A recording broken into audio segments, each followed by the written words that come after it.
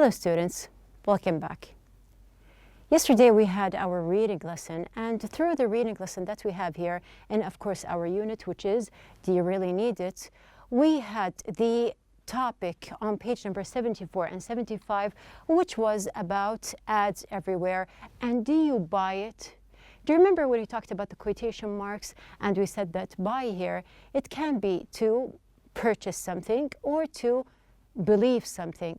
So here we have the topic, and through the topic we have the ideas that you can see here. Now we talked about the amount of advertisements people see in a day, how advertisements reach people today, unconventional places for advertisements. We have placing ads in unusual places to get attention. People sell advertising space on themselves. Buzz marketing and advertisements follow everywhere without any limits. Now moving on, we had the questions in the book. Now I told you that these questions, we are going to discuss them and you have them as your assignment to just go back, read and answer. So we're going to take these 4 questions one by one. We have the first question, which is how many advertisements is the average person exposed to each day? Now this is a part that we did discuss and mention yesterday. Now the average person is exposed to between 400 and 600 advertisements each day. Number 2, we have here what are traditional advertising approaches. Now when you go back and read, you can see that there are many approaches. Now the ones that are mentioned in the text here are TV commercials, newspaper ads, and magazine ads are traditional advertising approaches. Traditional, don't forget. Number 3, we have here, what does the author of the article consider to be one of the strangest developments in advertising?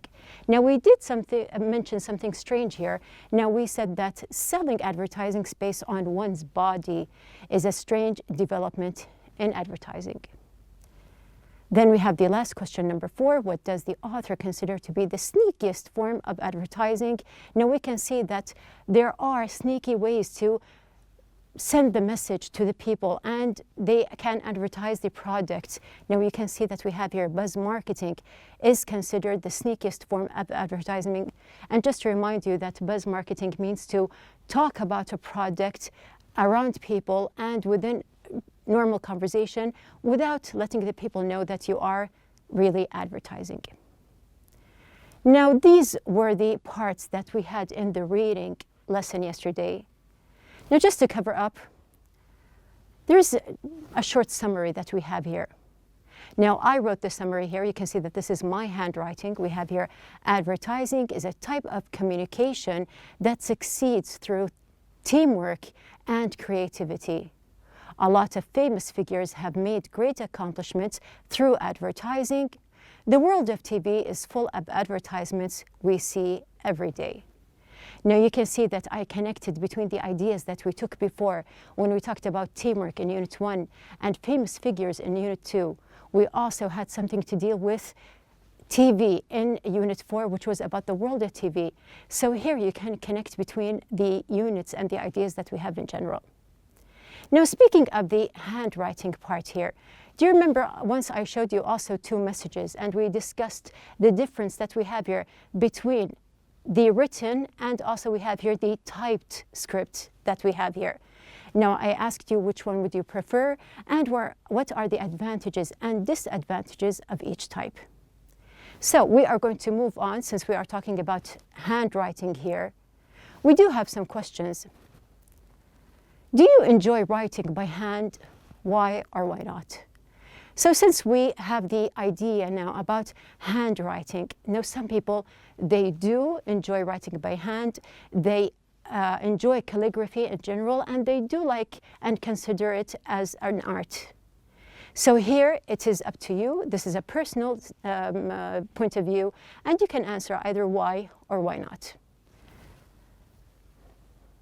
Another question is, do you think handwriting is a useful skill? Why or why not? So some people, they take it for enjoyment, and other people, they do consider it a useful skill. Also, either you answer yes or no, you have to show your reasons so you can have this kind of conversation, or you can just talk about the topic here between your classmates, and you can exchange your points of views. Now, we are going to start with our writing lesson. We are talking about handwriting here. So we have the lesson of writing, and we are actually going to talk about handwriting in our lesson. So our objectives of the day are to compare between handwriting and printing, state the characteristics of each type, scan for information and topic sentences, give a personal point of view about advertising at school, differentiate between types of essays, organize ideas to write a new essay. Now, when we say that we have here printing, we are actually dealing with the typing method. But when you have a presentation, or you want to send your work, for example, or just take it to your school, here you have the idea of printing the typed message or the typed homework that you have here, or you can just simply write it and present it or send it to whichever teacher that you want. So either you are at school, you are working within a team, or at work, you have the idea of which one do you prefer. Is it the typed method or the handwritten? Now, in your book, you can see in the writing lesson that we have here a lot of questions. So first of all, there are the questions that we did discuss before. We do have, after that, many questions. So we have the first one. What does handwriting involve? The second question, why are some people not keen on writing by hand? Why are some people not keen? What can specialists find out about someone through his or her handwriting? We have other questions. Why is word processing popular? Which types of tests are mentioned? What is the difference between them? What is the writer's viewpoint on the issue? Do you agree or disagree? So you can see that we have here 6 questions. Now, actually, these questions here, I did not discuss them because they are in the text. We are going to listen and also read at the same time. You are going to look for the answers for these questions. So to make it easy for you, you do have the questions in your book, and also we do have this box that has all 6 questions, and throughout the lesson, I am going to just move on, and each time we answer a question, I'll just remove it. So we do have our questions. Also, after we finish, or at the same time, you are going to look for the thesis statements and supporting statements. So we do have 7 parts. We have 7 paragraphs. We are going to look for the thesis, which is the summary or the main idea that we have here in the paragraph. And also we have here the supporting statements for the thesis. Also, we have here, what are some of the differences between this text and an expository essay? So this is an idea just to put in mind, and we will discuss it, inshallah, after we finish. Now, also, there's the last point before we start. An alternative way of analyzing the text would also make it possible to consider the first half of the last paragraph as the main thesis statement, with the rest of the paragraphs serving to support it. So in the whole text, there is going to be the main thesis statement, which can be either at the very beginning or at the last, or in the last paragraph, and it just covers up everything that is mentioned in the whole text. So we're going to move on here. We do have our title. Now, in your book, the title is Handwriting Obsolete? So we are going to discuss the word obsolete, but I do want you just to read, listen, and then we will analyze. So we're going to start here for the first passage. Now, as I just mentioned for you, I have the box. The box will appear. You are going to listen, and you are going to read the first question every time. So we are going to just concentrate on the first part, which is what does handwriting involve, and at the same time, look for the thesis. So let's start. Handwriting involves forming letters with a writing implement. Proper handwriting, i.e. cursive writing, normally requires formal training that is still in place in some schools. Naturally, At initial literacy levels, young learners are trained to manipulate a writing implement and develop their eye-hand coordination so they can form letters. So let's first of all just look for the thesis. Now at the very start you have the idea of the paragraph that we have here. We can say that handwriting involves forming letters with a writing implement. Now when we come to the question, what does handwriting involve? We can see directly after that we have here proper or letters with writing implement. We have also something about cursive writing normally requires formal training that is still in place in some schools. And we can also complete, we have here naturally at initial literacy levels, young learners are trained to manipulate a writing implement and develop their eye-hand coordination. So here we have, these are the parts that we have involved or concerning handwriting. Moving on to the second paragraph. As learners get older, however, they are more reluctant to write. One of the reasons mentioned is the fact that most people word process, making handwriting unnecessary. Even older adults that used to have a distinct handwriting style often claim to have lost the ability to write smoothly and evenly. So is handwriting obsolete? Should we forget about it? So you can see in the box that we have here the question, why are some people not keen on writing by hand, as we mentioned before? We can see first of all the thesis here. Now we have here, as learners get older, however, they are more reluctant to write. You can relate between the thesis and the question that we have here. So looking here at the short paragraph that we have here, we can say that's one of the reasons, because we have here why. Why are some people not keen on writing by hand? So one of the reasons mentioned is the fact that most people word process, making handwriting unnecessary. So a lot of people, they are now used to typing, they are used to using devices, any kind of devices, either they are laptops, computers, phones. We have here, there are different ways to type and to send any kind of work or any kind of text that they want. So at the very end, we do have the title here. Now you can see, so is handwriting obsolete? Should we forget about it?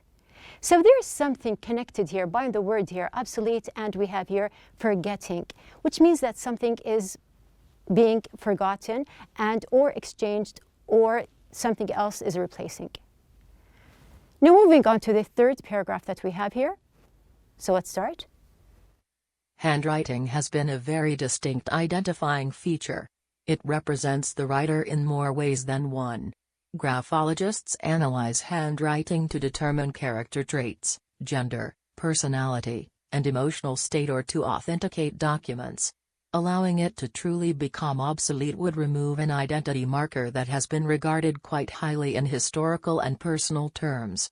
Handwritten notes of prominent authors are coveted by collectors, who will often pay exorbitant amounts to possess them.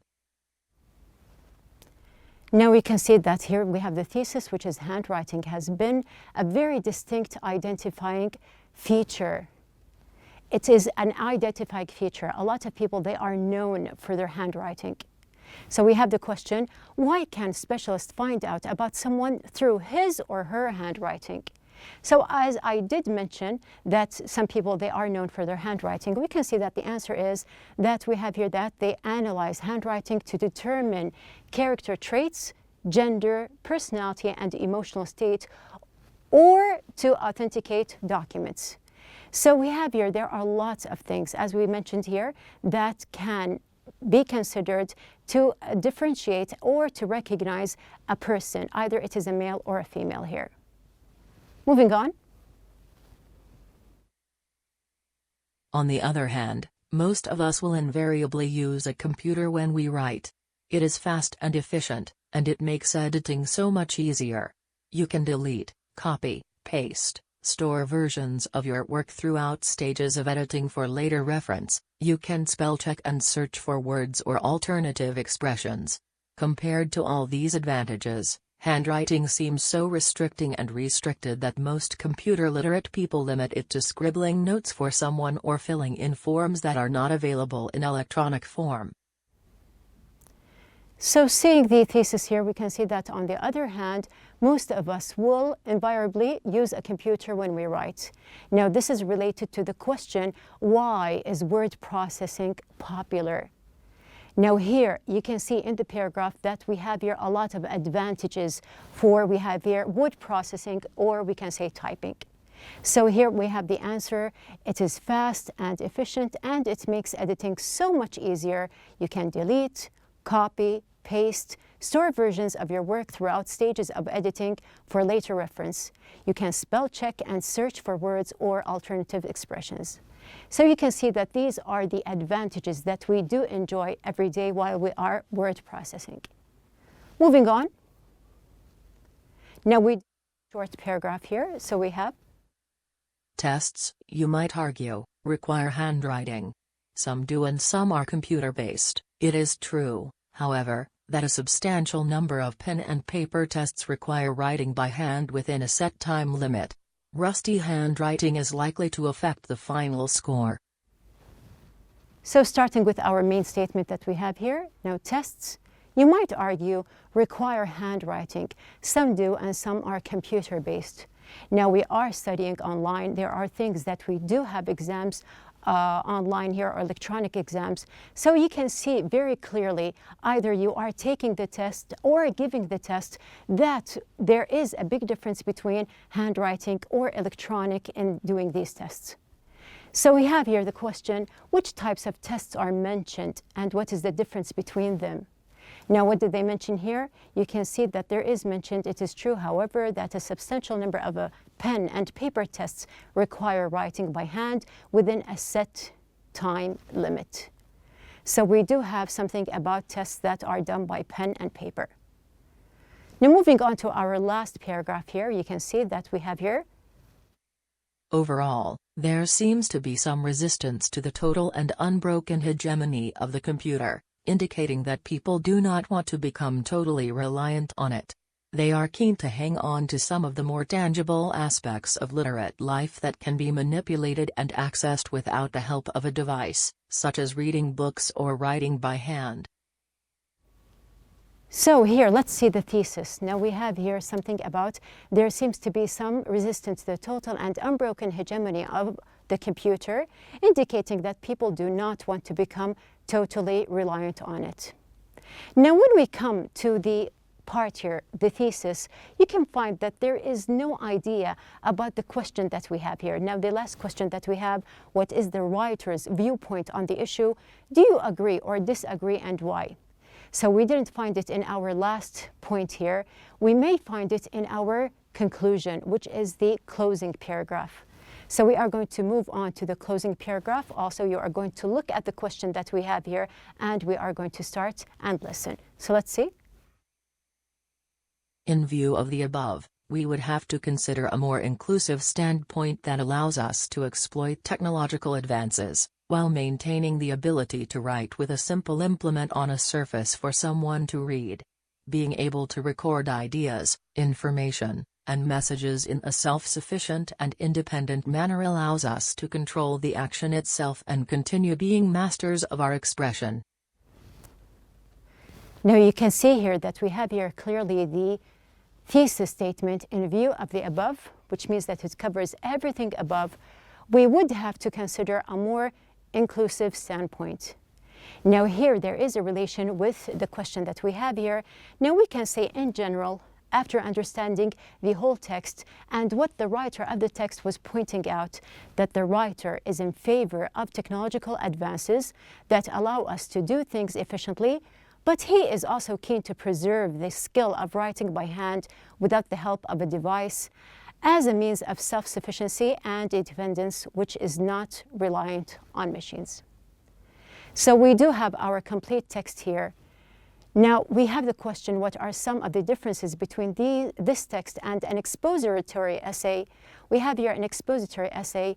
There are objective statements, thesis and information that has been researched and evidenced, comments and examples made by others, quotes, exchanges, and arguments from different sources. However, we have here a persuasive essay, this text, a thesis statement, and a title that will attract readers and exploit controversy, avoid controversy, consider different views, use of questions, objections to your arguments or viewpoints, and ways to overcome them. Focus on getting your reader to agree with you. So you can see that there is a difference between the two types that we have here, the expository essay and the persuasive essay. Now, in general, we do know that handwriting involves forming letters with a writing implement. Proper handwriting, for example, we have here cursive writing, normally requires formal training that is still in place in some schools. Naturally, at initial literacy levels, young learners are trained to manipulate a writing implement and develop their eye-hand coordination so they can form letters. So you do know that we have here a kind of combination between writing and we have here also the other type, which is typing. So is handwriting really obsolete? Yes or no? Now, this is the text that we have here. You can see that we are relating, as we did before when I wrote and related between our units, that we are linking our ideas all together. Now, this is something that you can do in your turn, which is going to be on page number 77. Now, I'm just to give you a basic idea, and we will complete, inshallah, in our next lesson. We do have here the first point. Now, number one, decide whether or not you support advertising in schools. So this is what we have here. We are going to link between our ideas. We did mention something about advertisements at schools in the reading lesson. So we are going to take this part. We are going to just study the idea and you are going to give your opinion. Do you support or not? Number two, to think about reasons why advertising in schools is a good or bad idea. Use an organizer to write down your ideas. So we need an organizer. You can, and this is what you are going to do. You are going to write a letter to your local newspaper about this topic, trying to convince the reader that your view is correct. Now let's start just one by one. The first point that you are going to do for the day, you are going to organize your ideas. You have the idea about advertising at school. So we have your advertising in schools is or is not a good idea. Now just write a graph, support your ideas. Just try to choose the basic idea that you have in mind and what are the words suitable for your ideas. Now this is going to be the first step we are going to complete in our next lesson, inshallah, which is going to be the second lesson of the writing. So focus on the first part that we have here and we are going to complete in our next lesson. Now, covering up, we can see here that we have discussed writing in general. We read and searched for specific information and thesis statements. Enumerated types that we have here. We have the handwritten and also the typed or the processed. Highlighted characteristics for each kind and organized writing steps. So the first step that we are going to organize is to write the graph that we have here supporting the idea of advertising at schools. So this is going to be our assignment for the day. We are going to start. I'm going to do my assignment and we'll complete, inshallah, tomorrow.